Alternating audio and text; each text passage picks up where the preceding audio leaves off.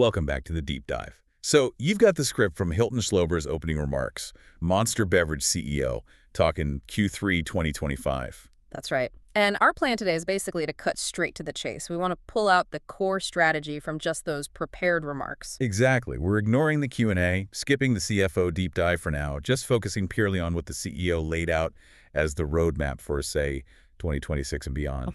Yeah, really trying to get into the strategic thinking there. And honestly, the headline is pretty straightforward.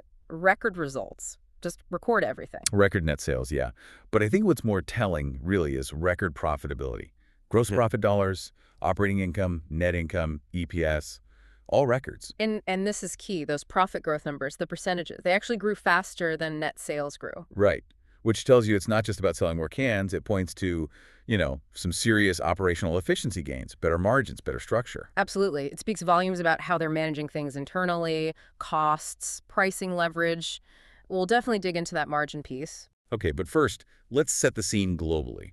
Schlover said the whole energy drink category is looking healthy with robust growth. Yeah, pretty positive outlook overall. So the question is why, right? Right. Why is it still growing so much?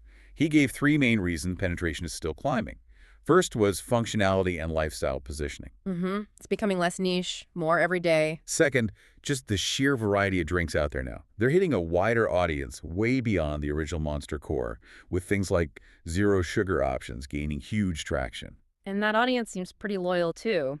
And the third thing was balancing the portfolio, having those affordable options alongside the premium stuff. Smart strategy, really. Definitely helps capture consumers at different price points, especially globally. And the numbers back this up, particularly internationally. You looked at the Nielsen data, 13 weeks, currency neutral. Yeah, the U.S. market, including shots, grew, 12.2%? Pretty solid for a mature market. Solid. Yeah, EMA, Europe, Middle East, Africa, about 13.3%, also strong. But then you get to APAC, Asia Pacific. That was the real standout, growing around 20%. 20%, Yeah. Wow. That's huge compared to the others. It really is. And NETM, North America, Latin America, was healthy too, around 12.6%.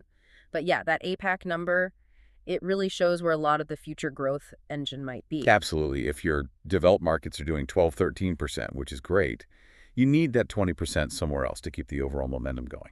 Which ties perfectly into the next part, the financials, and how that international growth is showing up on the bottom line. Right.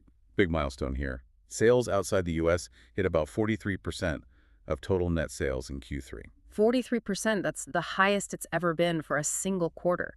It really underlines that Monster is a global player now, not just a U.S. company shipping overseas. Totally.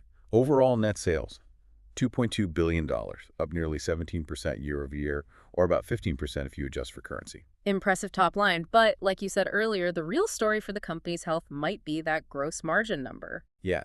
Gross profit as a percentage of net sales climbed to 55.7%. That's up from 53.2% the year before. That's a significant jump. Especially when you hear so many other companies talking about inflation headwinds. So how'd they do it? Well, the CEO laid out three main things. First, pricing actions. They took price, maybe pulled back on promotions. Okay, pricing power. Makes sense. Second, supply chain optimization. Just getting better, more efficient at making and moving the product. Internal improvements. And third, and this one feels more structural, is the product sales mix, specifically calling out the shift towards zero sugar. So if zero sugar costs less to make, that shift naturally helps margins. That's not just a temporary effect. Exactly. Feels like a long-term tailwind. But it wasn't all easy sailing. They did mention offsets. Right. Higher promotional allowances were mentioned, and also aluminum can costs, specifically that Midwest premium. Yeah, the Midwest premium. Yeah. Basically, the extra cost for aluminum in the U.S., partly because of transport, logistics, and tariffs on imports, makes cans pricier. Right. And speaking of tariffs, Schlober kind of downplayed it for Q3, saying the impact was only modest. Modest, yeah, but he did flag it as complicated.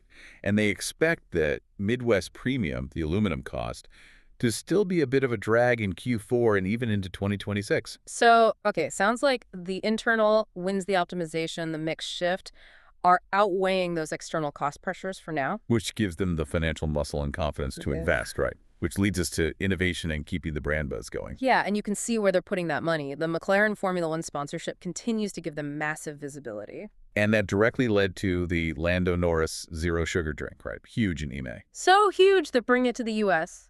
Limited time offer first in places like Texas, California, Vegas.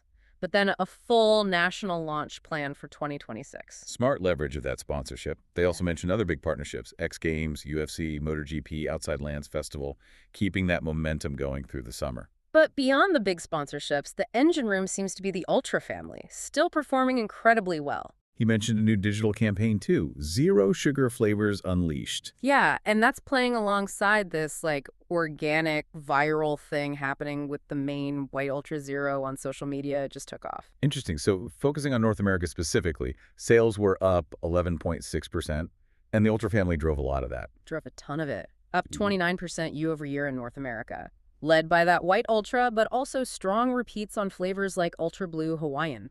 Okay, so with that kind of demand strength, it makes sense they felt confident enough to make a pricing move. Exactly. They implemented price adjustments hikes or fewer promotions in the U.S. starting November 1st. And the CEO actually said they expect minimal impact on volume. That's pretty bold. It is bold. Right. But their argument is, compared to maybe a fancy $7 coffee, energy drinks still offer good value. They think consumers will stick with them. Price elasticity is in their favor, basically. We'll see how that plays out. So if the profits are strong and they're confident on pricing, what's next? What are they spending on? Innovation. A really packed 2026 pipeline. This is where you see them targeting specific segments. Okay, let's run through those launches. Q1 2026, something called Flirt. Yeah, a completely new brand explicitly aimed at female consumers. 4 zero sugar flavors, things like Strawberry Fling, Sunset Squeeze. Huh. That's a clear move to bring in a demographic that maybe the core Monster branding doesn't always reach. Totally. Smart segmentation. Then in Q2, they're launching Storm Energy. This one's aimed at the wellness zero sugar energy space. Okay, so tapping into that health-conscious trends. Right. And then for summer, leaning into the U.S. 250th anniversary, 2 limited-time offers planned for May, July. Let me guess. Red, white, and blue themed. You got it. Ultra red, white, and blue. Plus a new Juice Monster flavor, strawberry lemonade. Very tactical, calendar-driven stuff. Okay, so lots happening domestically. How about drilling down into those international segment numbers again? Right. So EMEA, Europe, Middle East, Africa, sales up over 30% reported, about 23% currency neutral. Just really strong performance. And didn't they say Monster was like the fastest growing brand overall in some key European markets? Yeah. Fastest growing FMCG brand by value and value growth in the Coca-Cola Euro-Pacific Partners Western European territories. And that Lando Norris drink, their most successful new product launch ever in MEA. Wow, okay. Then APAC, the big growth story. Sales up nearly 29% reported, about 27% currency neutral. And within APAC, the stars were China sales up almost 43%, and India up a massive 54.5%. 54%. What's the strategy there? Just organic growth? It's more targeted. They specifically mentioned expanding their affordable brands in China and India, recognizing they need different price points to really penetrate those huge populations. It's a volume game. Makes sense. Build the base now. Okay. Okay, lastly, Latin America, LATAM. Sales up about 9.3% reported, almost 10% currency neutral. Mexico was strong within LATAM, up nearly 27%, but they did flag a potential issue there. New excise taxes coming in January 2026 on sugary and sweetened drinks. That could definitely impact things. Either volume or prices will have to adjust. For sure. And then there was Argentina. Sales down 15%, which looks bad. But there was a catch, right? Yeah, a crucial clarification. The actual volume of drinks sold in Argentina increased. The reported sales drop was due to a deliberate change in their operating model earlier in the year. To manage currency risk. Exactly, trying to minimize exposure to the volatile Argentinian peso. So they reported fewer dollars, even though Argentinians drank more Monster. Shows some sophisticated financial management, actually. Good context. And just briefly, the alcohol segment. Smaller part of the business. Yeah, net sales were down 17%, about $33 million, but they're still pushing forward. National launch for their hard lemonades, Blind Lemon and Blinder Lemon, and more planned for 2026, like a spirit-based RTD called The Beast. So they haven't given up on it. Okay, so wrapping up the quarter, they gave a little peek at October. Just a snapshot. Estimated October 2025 sales were running about 13.0% to 14.5% higher than October 2024. But, the usual disclaimer, don't read too much into 1 month. Right, standard practice. So the CEO's final wrap-up basically hit 4 points for their confidence. Right. Continued global category growth, strong consumer demand, ongoing supply chain investment, and just real excitement about that 2026 innovation pipeline we talked about. The message seems pretty clear. Use the operational wins from Q3 to fund the strategic bets for 2026. So pulling it all together for you, the listener, what's the big takeaway? Monster seems to be riding this wave of energy drinks, becoming maybe more mainstream, less controversial, especially compared to, say, expensive coffee drinks. Yeah, that perception shift helps. And they're pairing that with really aggressive targeted innovation, going after specific demographics with Flirt, tapping into wellness with Storm, localized plays internationally. The future strategy feels very international, very zero sugar focused, and very segmented. And we talked about that huge difference in growth.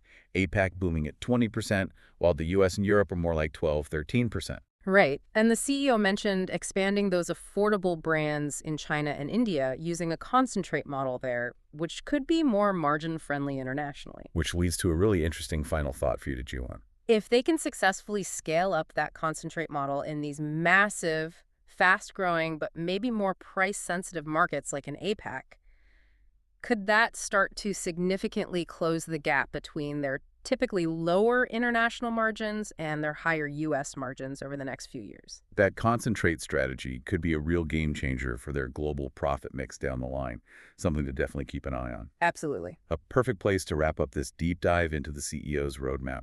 Thanks for joining us. See you next time.